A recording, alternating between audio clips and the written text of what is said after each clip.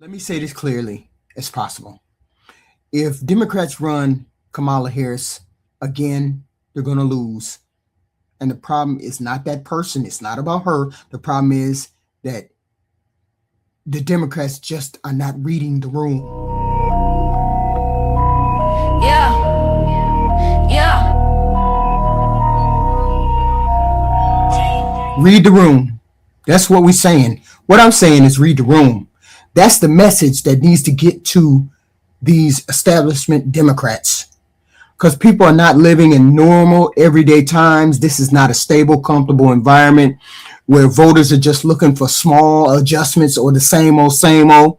People are under pressure, real pressure. Rent is high, groceries are high, healthcare is out of control, and people want to feel like they're not under pressure every day. They don't want a polished person. They don't want a person that's careful. They don't want a person that looks like they skip over their words. They don't want somebody managing the system. They want somebody who looks like they're going to change the system. And that's where the disconnect is with this candidate. Because when you look at Kamala Harris, it's not really about her as a person.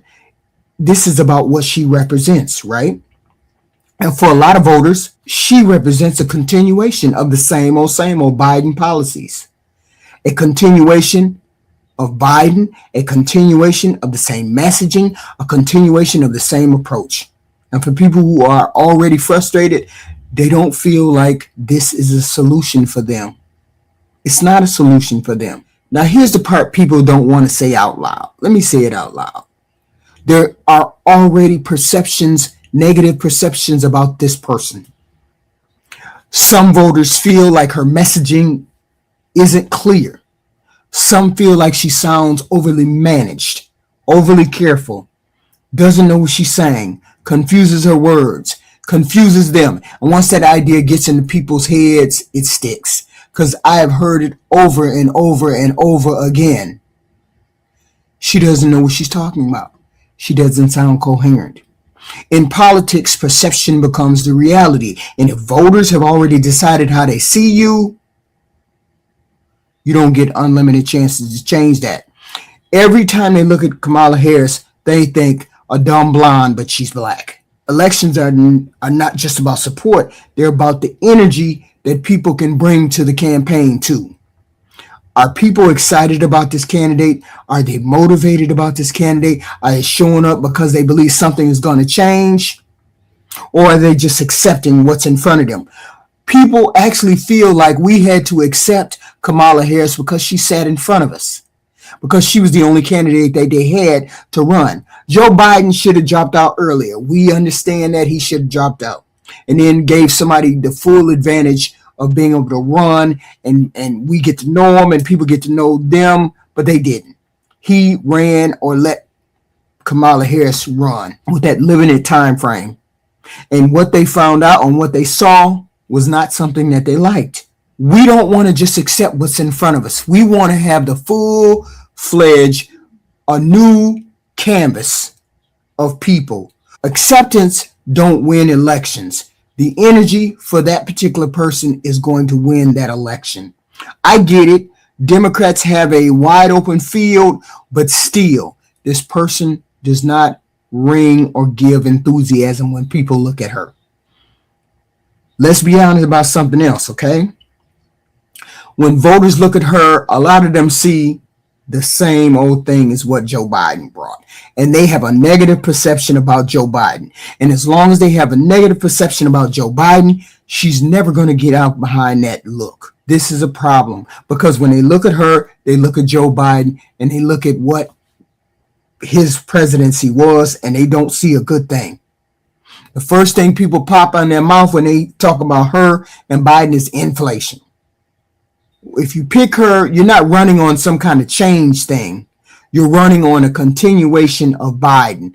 And that means inflation, which means bad times, which means people are not going to pick her. Then you got specific issues where people already have opinions on the economy. People want something bold, clear, aggressive, and they don't hear that clearly. They assume it's not there. On foreign policy, especially Israel, no change there. There are voters, especially younger voters, who feel disconnected from where the administration stands with Israel on immigration. There's critics who believe the immigration didn't handle it well. There's all kinds of perceptions that come to mind when you look at her. Now, you can agree or disagree with any of that, but that's not the point. The point is those perceptions are going to persist, and she's going to remind people of X, Y, and Z. And this is where people get it wrong. They think the risk is the candidate. It's not the candidate. The risk is running the wrong type of candidate for the moment.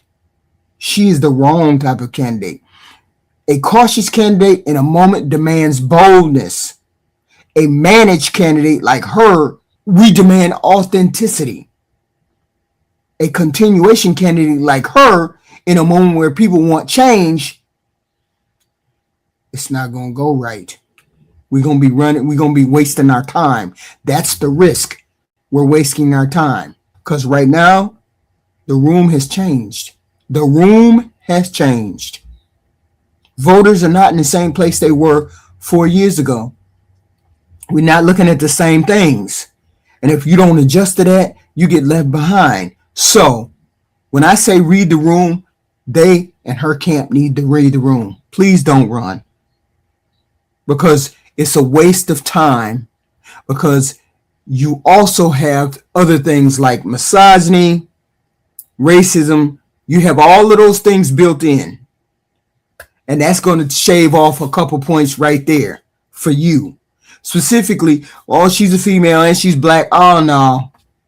And all the perceptions that they have. Oh, no. You have not done anything to change the perceptions that people have of you. Because they still talk about you badly. You have not corrected any of that.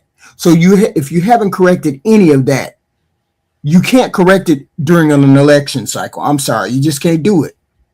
If you put forward this candidate that doesn't match what the people feel and what the people want, they're not going to connect with her. And if they don't connect with her, they don't show up. So they're not going to deal with a candidate that they already have perceived notions for. I understand that the Democrats would have voted for her, but there has to be something said for the group of people that sat at home on the couch. Because there's a lot of people who sat at home on the couch.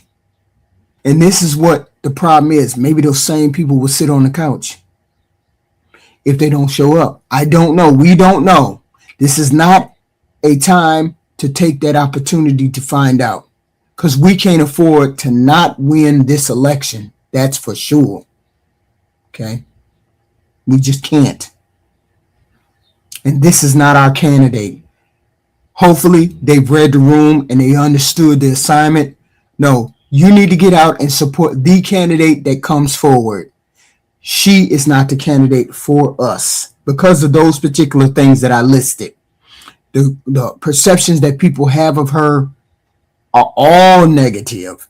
All negative. And I get it. A lot of black people, oh, she's a black woman, we gonna support her. No, we had her last time and we still didn't get full support like we were supposed to. So no, this is not our candidate. And I see you guys in the next one.